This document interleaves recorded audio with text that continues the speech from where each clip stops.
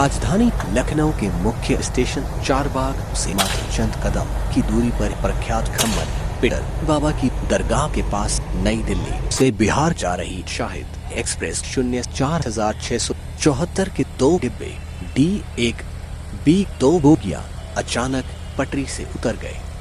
Train की न्यूनतम गति होने के कारण हादसा पूरी तरह से टल गया और किसी भी तरह की हताहत होने की सूचना नहीं है।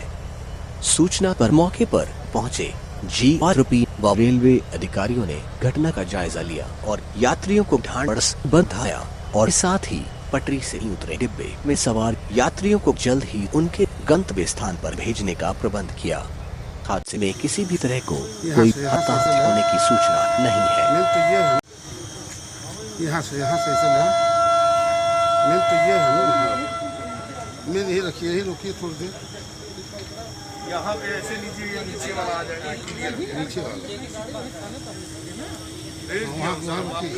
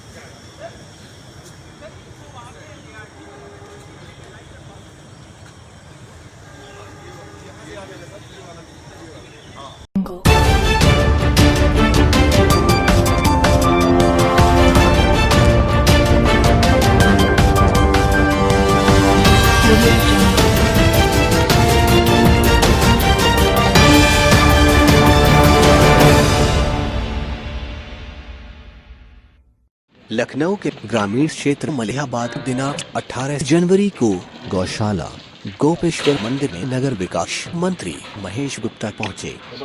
वहां पहुंचकर गाय एवं अन्य पशुओं को अपने हाथों से चारा खिलाकर गाय पूजन एवं स्कूल के शिष्यों द्वारा गीत गान किया गया। वहीं पढ़ाई सौभाग्यवती वर्ष पुराने मंदिर में नगर विकास मंत्री ने पूजा अर्चना किया। हमारे संवाददाता ने जब पूछा कि गोपेश्वर गौशाला की व्यवस्था कैसी लगी तो उन्होंने बताया कि हम इस गौशाला में पहली बार आगमन कर रहे हैं। इससे पहले हम जब भी आसपास आते थे बगल से ही निकाल जाते थे, मगर आज यहाँ आके इस गौशाला की व्यवस्था बहुत अच्छी लगी। आज मलिहाबाद में सही मायने में तो पहली बार यहाँ पर मैं आया हूँ और वैसे तो रोड से निकल जाते थे, लेकिन जिस प्रकार से यहाँ के लोगों से जो प्रेम उत्साह और उमंग मुझे मिला है तो मैं अभिभूत हूँ। और यहाँ पर जो अपने गोपेश्वर गौशाला है, यहाँ पर जो व्यवस्था देखी है वो भी बहुत अच्छी और सुंदर व्यवस्था है। वास्तव में वो हमारी माता है और आज मैं ये कह सकता हूँ, आज हमारे माननीय योगी आदित्यनाथ के ज़माने में जिस प्रकार लोगों की रक्षा हो रही है, गौ पूजा हो रही है, एक ज़माना पीछे था 2012 से पहले 17 से पहले किस प्रकार हमारे लोगों में कटती थी, किस प्रकार से तराई होती थी। जो बेचारे हमारे किसान थे उनके घर पर से ही पशु खोल लिए जाते थे। और आज जो भाव दिख रहा है, आज मैं कह सकता हूँ गौशाला हमारी नगर पंचायत, नगर पालिका, नगर निगम और ग्राम पंचायतों में भी गौशाला खोली जा रही हैं। तो वास्तव में जहाँ गौ की पूजा होती है वहाँ पर उस देश में, उस प्रदेश में फिर जो है क्राइम घट जाता है और सब राम में वातावरण होता है। और आज वास्तव में जो दिख रहा है वो राम में वातावरण ही है।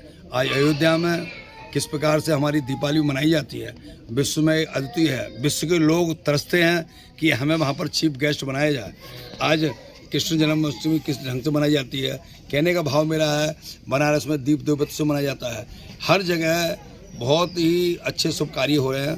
तो मैं कह सकता हूँ कि वास्तव में इस सरकार में जो भी जितना अच्छा हो रहा है, इसलिए हमारा मंत्र है अच्छा सोचो अच्छा होगा, आज नहीं तो कल होगा।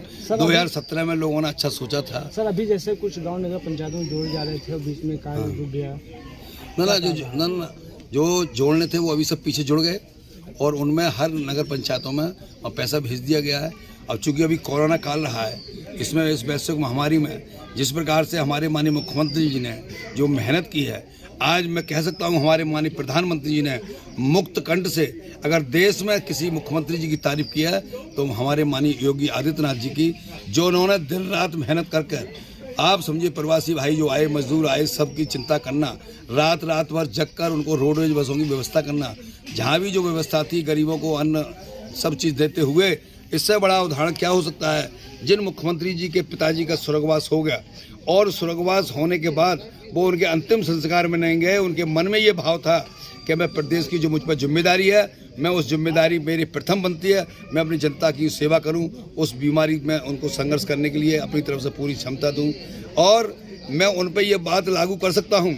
एक शिष्य ने अपने स्वामी जी से पूछा कि स्वामी जी पहले हमारा भारत विश्वगुरु था, भारत हमारा विश्व शिखर पर था, भारत हमारा सोने की चिड़िया था, भारत की बात संसार मानता था, भारत के पीछे संसार चलता था, वो दिन कब आएगा। तो स्वामी जी ने कहा सुन बच्चा, मैं इसका सूक्ष्म रूप में उत्तर देता हूँ। तो उन्होंने कहा जो व्यक्ति जिस जिम्मेदारी पर है वो जिम्मेदारी बखूबी निभाने लगेगा, उसी दिन भारत हमारा विश्वगुरु हो जाएगा। तो मैं माननीय मुख्यमंत्री जी पर ये पंक्ति हमारी फिट बैठती है, उन्हें जो जिम्मेदारी मिली है वो बखूबी निभा रहे हैं। सर 56 ग्राम पंचायतों का विस्तार किया गया, जिस तकरीबन 20 करोड़ रुपए के खाते के साथ जो कैसे इनको खर्च किया जाने का पंचायत खर्च किया जाएगा। सब व्यवस्थाएं बनाई हैं कि सफाई व्यवस्था पर, सड़क पर अलग अलग तरह की मदें हैं, हर मदों में काम करके उसकी सब चिंता पूरी है।